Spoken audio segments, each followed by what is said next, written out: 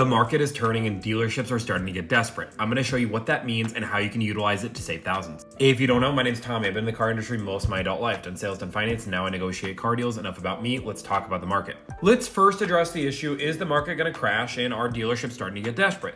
This is actually an article from Cox Automotive. Now, you can read the entire article, I can link it, but in essential, it is saying that the market is starting to change. For the last 3 years, dealerships have been on a high. They have been able to live off of the backs of COVID, off of inventory shortages, and they have been able to make record profits. Even this year, they're gonna finish off having a great year. But that being said, we're looking at market trends. We can't just look at what this year has done. We have to look at the finer details and see what is looking ahead, or what we call an outlook. Cox Automotive is one of the leading experts in this. So if they're even saying as of a few days ago the market is starting to change, probably should believe it. Inventory has been stronger over the last year than it has in the last 5 years. 62% up on inventory over the last year, which means more inventory, which means more competition. Again, we're looking at an outlook here. The market doesn't just change automatically. It takes time to change, which means that dealerships are starting to get desperate. Now, if you look at the lower level, you look at salespeople, they might say, well, we're not desperate. We're selling plenty of cars. But I promise you, their owners are starting to freak out and their managers are starting to freak out, which means bigger discounts.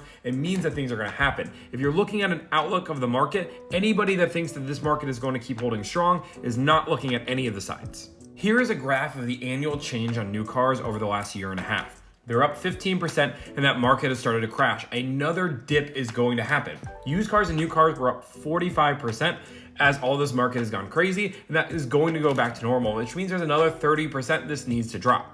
Some brands are holding stronger than others. If we look at the bottom over there, Toyota, Honda, and Kia are all still doing pretty strong. But again, they're up 60% than they were last year.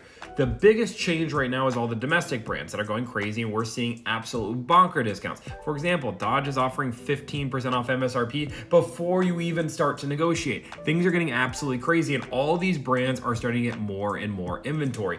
As inventory increases, it means more deals are going to happen. So understand that even though these cars are at the lower end of the spectrum, they are still negotiable because they're higher than they've ever been.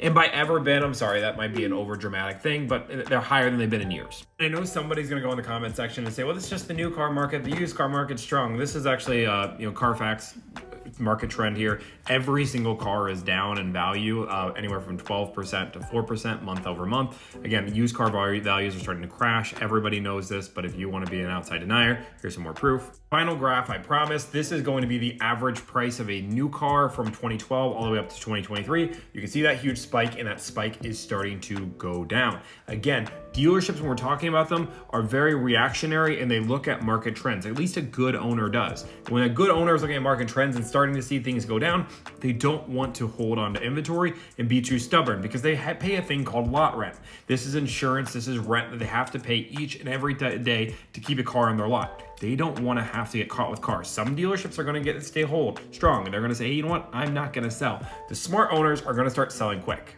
In the end, it's absolutely okay if you don't believe what I'm saying. I've been wrong before, and I'll probably be wrong again, but market trends are market trends. You don't have to believe the graphs. You can have your own opinion. I bet you can find your own graphs. But in the end, the market is going to eventually change on cars. If that's today to tomorrow or next year, we will never always have a market that the inventory is this tight. Eventually, the inventory gets caught up, and when they do, dealerships get more negotiable. I believe that's starting to happen now, and I'm seeing it with what I'm seeing. But again, I've been wrong before. I believed COVID was only going to last 6 months. Guess what? I was wrong. 3 years later, we're still dealing with repercussions of it. You know what? Again, anybody can be wrong. Nobody's an expert in all of this. It's all just prediction. So I'm giving you my prediction.